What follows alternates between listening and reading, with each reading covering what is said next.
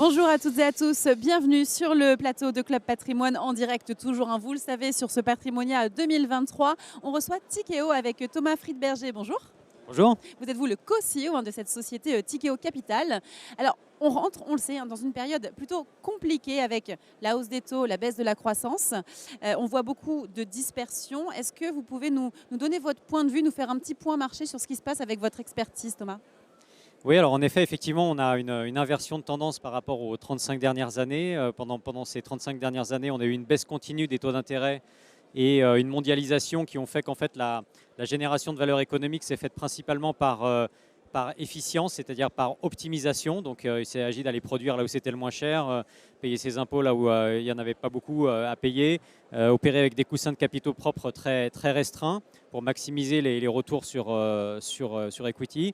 Cette période-là prend fin, les taux d'intérêt sont remontés, la démondialisation est un fait et donc aujourd'hui ces forces-là agissent comme des vents dans le nez qui font que c'est plutôt la création de résilience. La résilience est sur les lèvres de tous les dirigeants d'entreprises et de gouvernements aujourd'hui.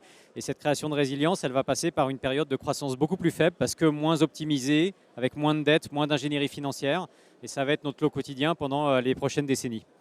Alors malgré ce discours, on peut le dire plutôt prudent, vous êtes plutôt optimiste. On est très optimiste parce que dans ce monde de croissance faible, il va y avoir des poches de croissance fortes qui vont être liées à la création de résilience. Donc je pense à la transition énergétique, à des secteurs comme la cybersécurité qui vont concentrer beaucoup de croissance parce que toutes les entreprises du monde vont devoir investir massivement dans ces domaines-là. Alors, ce n'est pas les seuls, il y en a d'autres.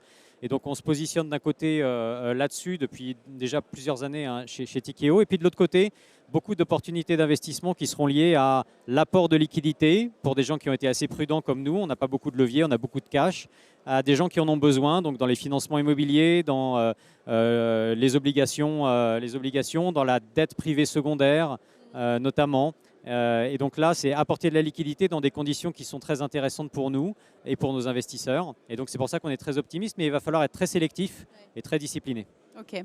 Alors il y a deux segments justement qui sont intéressants pour vous. Vous l'avez dit, les obligations sont les obligations subordonnées financières et les crédits duration courte. Pourquoi ce positionnement ? Alors ça, effectivement, c'est dans le monde du liquide, dans le monde du côté.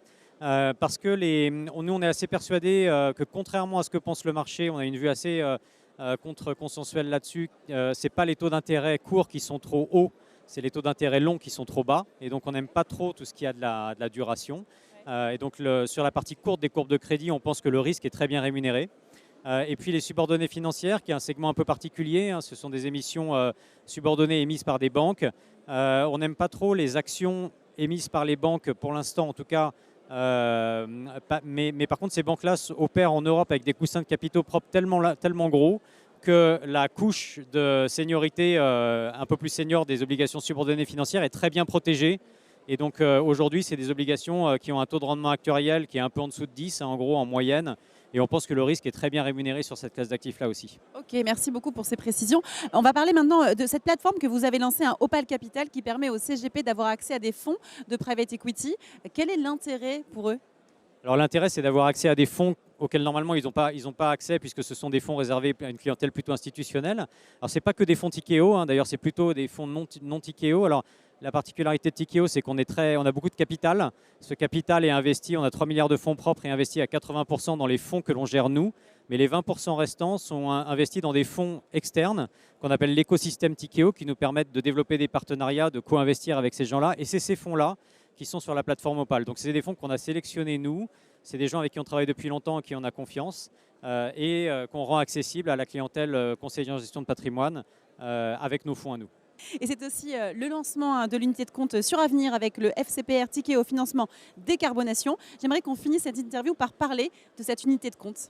Oui, on est très heureux de ce partenariat avec Suravenir. C'est une unité de compte en dette privée, donc on va financer des entreprises de taille intermédiaire.